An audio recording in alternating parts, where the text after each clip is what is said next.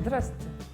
Сегодня у нас в гостях съемочная группа, и они же являются представителями Тули Киви, вот этого нашего дорогого, как это сказать, хозяина дома. Откуда пришла идея камина? Мы предполагали, что в доме должен быть камин. Я в интернете много искала, смотрела. А потом мы пришли на выставку и увидели вот эти вот камины. И когда мы к ним подошли, их ручками потрогали, погладили, и плюс еще консультанты нам рассказали достоинство всех этих печек в том, что она очень долго держит тепло. А поскольку у нас нет газа в поселке и будем топиться электрическим котлом, то дополнительный обогрев для нас был очень важен. И как-то нам так с мужем это понравилось. Прибыли мы в офис, и мы стали думать и начали выбирать модель. Изначально, конечно, нам хотелось, чтобы это была печка с духовкой. Но, к сожалению, эти варианты были очень дорогие для нас. Мы подумали, что камин – это один раз навсегда, и надо выбрать, в общем, тот, который оптимально мы можем потянуть. Ну вот мы выбрали эту модель, которая нам очень нравится. Нам нужен был самый надежный дымоход, и вот чтобы он был серый, красивый, вот этот шидель. На этом мы остановились. Мы недолго очень думали. Ну а когда уже его купили, то начали вокруг него танцевать. В каком смысле? Значит, я с кусочком талька-магнезита стала ездить по всем этим магазинам, где продаются плитки, краски и так далее. Ну и стала подбирать что-то вот к нему, там, чтобы подходил пол. И прежде чем вот это все выбирать, я много искала аналогов, где бы можно было посмотреть, а как это вообще в жизни выглядит. Но, к сожалению, я почти ничего не встретила, но там пара интерьеров. И я очень благодарна тому, что вот вы приехали, и я надеюсь, наш ролик тоже кому-то в дальнейшем поможет с выбором. У нас кошка в точности такого цвета, где-то она тут бродит. Много чего под камин, даже кастрюльки. Мы закажем решетку, хотя мы кашу уже варим. Вот он стоит котелок. Кстати говоря, каша в чугунке получается замечательно.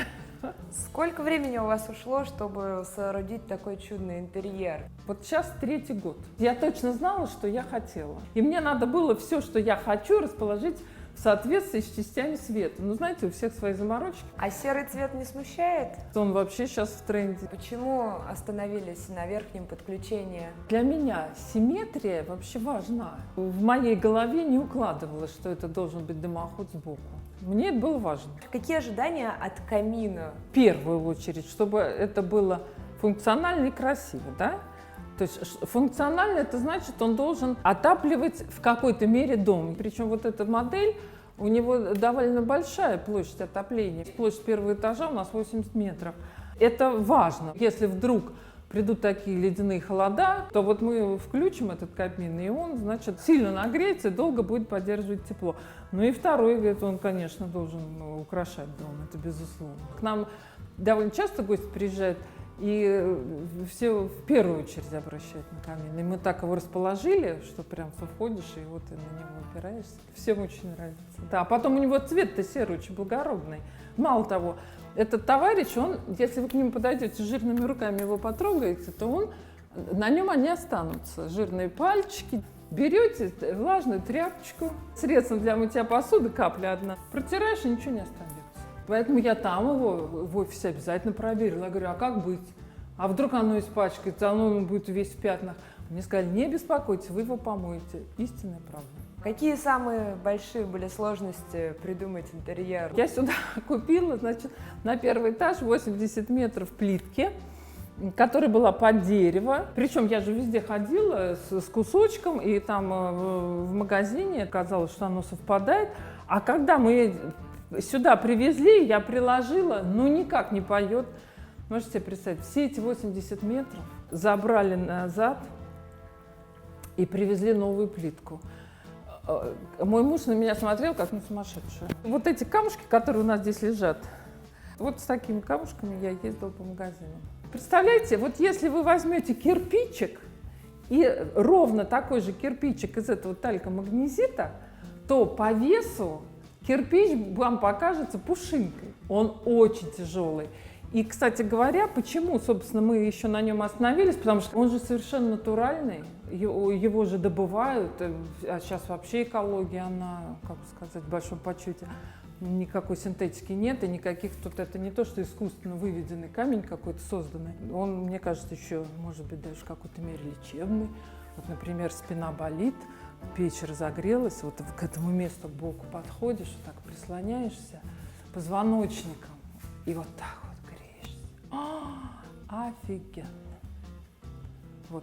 Да, еще, когда мы приехали в шоурум, нас встретили так любезно нам рассказали. Это тоже очень большое значение имеет. Что касается установки.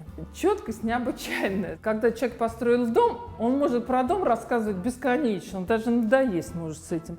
Вот. И я своим подругам говорю, что больше удовольствия, когда мы строили дом, когда нам установили камин.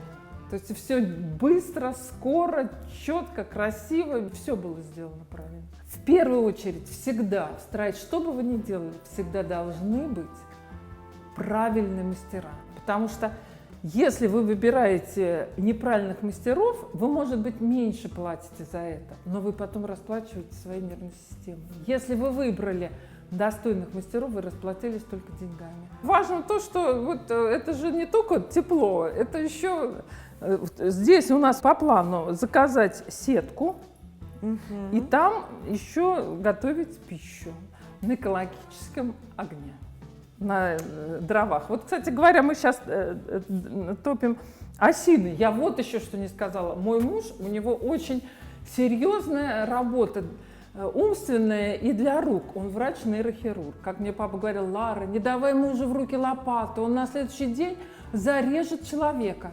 Так мало того, он взял в руки топор. И вдруг он натаскал сюда этих дров, и он это проделывает с таким удовольствием. Этот товарищ нам дал возможность освоить многие другие навыки, которыми мы никогда раньше не обладали.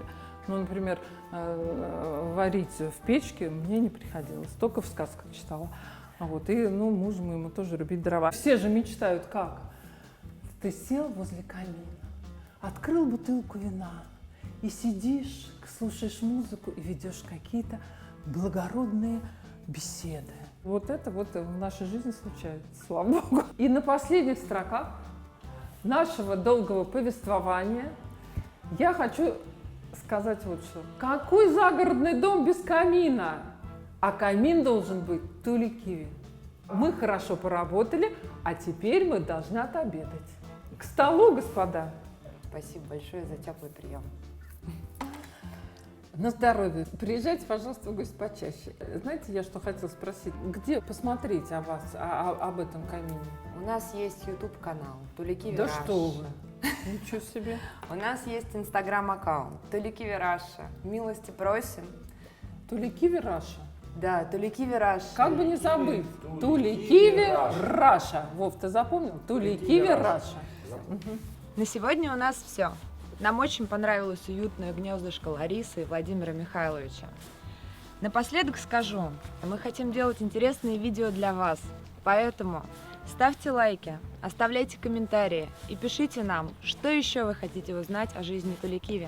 До новых встреч!